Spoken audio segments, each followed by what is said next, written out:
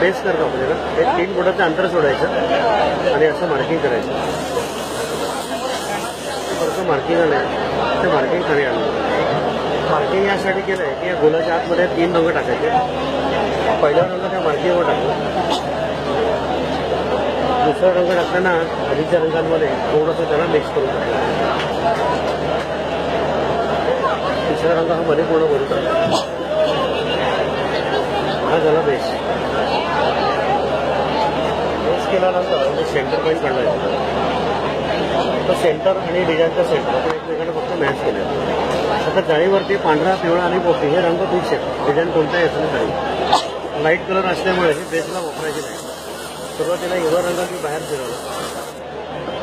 त्याच्याखाली पिवळा रंग आधीच्या रंगांमध्ये थोडंसं ओव्हरलॅप करून फिरवलं. तसंच पांढरा पण पिवळ्यामध्ये ओव्हरलॅप करून फिरवलं.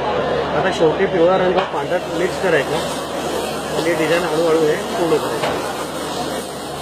ठीक आहे. आता जे रंग आपण खाली टाकले होते ना त्या रंगांवरती सगळं डिझाईन हे तयार. ही पूर्ण प्रोसेस यात दिलेली आहे. रंग कोणती खाली टाकायचे कोणते